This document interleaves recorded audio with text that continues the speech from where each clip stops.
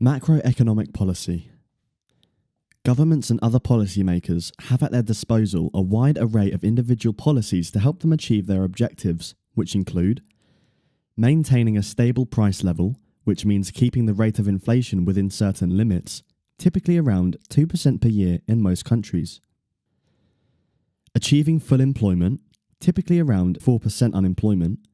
This means that some level of unemployment is accepted as inevitable, given that people will be changing jobs and some will be unemployed as a result of business failures. Maintaining stable and sustainable growth levels, which typically means growing at a level which does not exhaust scarce resources or drive up the prices of resources. A common benchmark for stable growth is for GDP to increase at or just above the long-term trend rate for an economy, and to achieve a balance of payments with the rest of the world.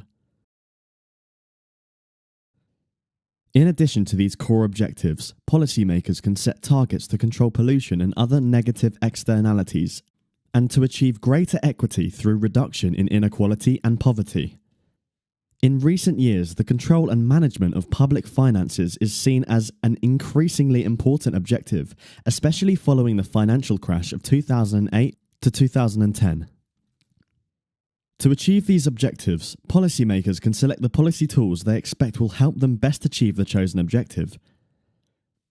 Policies can be put into one of two main categories: those that influence demand and those that influence supply, commonly called demand-side and supply-side policy. On the demand side, we have fiscal and monetary policy. While fiscal policy uses taxation, public spending, or borrowing to achieve changes in aggregate demand, monetary policy attempts to influence aggregate demand by expanding or contracting economic activity through the regulation of the supply of or the demand for money. In a modern economy, fiscal policy is the responsibility of government, while monetary policy is the responsibility of the central bank.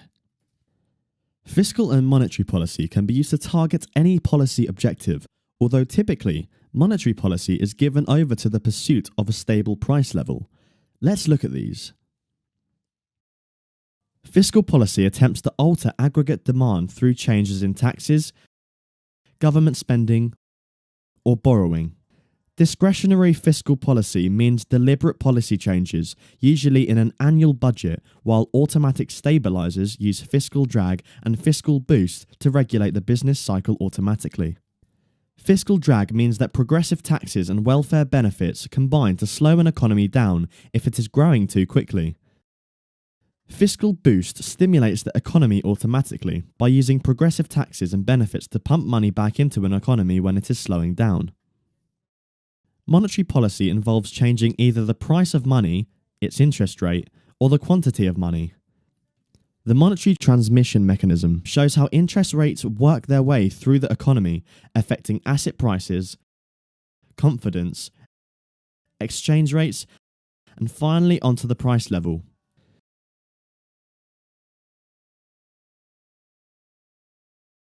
With the era of very low interest rates, central banks have turned to quantitative easing, which pumps money directly into the economy through a central bank purchasing financial assets. Noted that tax policy can be used as a supply-side tool, especially to encourage work and enterprise.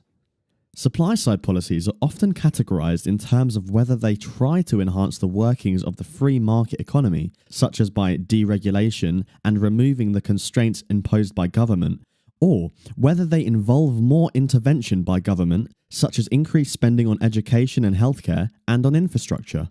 In terms of specific supply-side policies, reducing marginal tax rates can achieve an incentive effect as it can encourage people to work.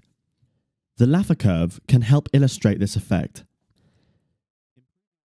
The rate of tax may encourage or discourage people to work.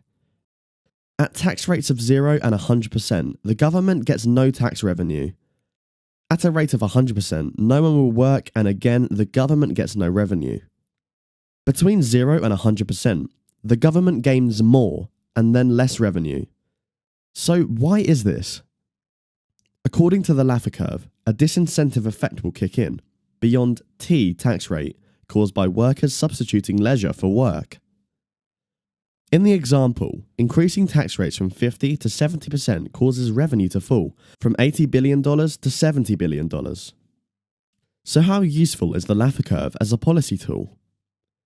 Statistical models may help determine if a tax rate creates a disincentive effect.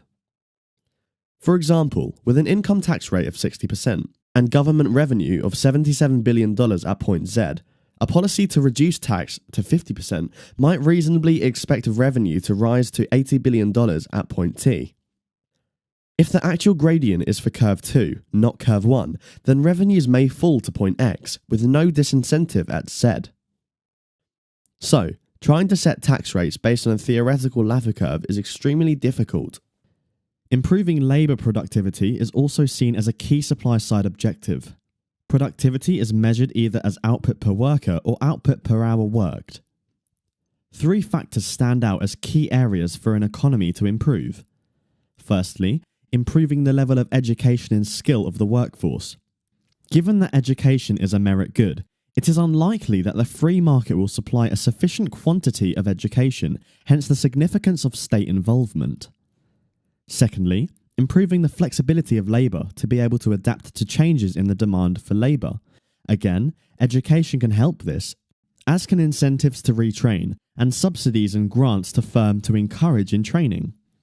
Labour mobility is a key component of flexibility. When labour is geographically immobile, government may subsidise public transport or provide relocation assistance. In the case of occupational immobility, improving education and skills and providing better information to job seekers can help.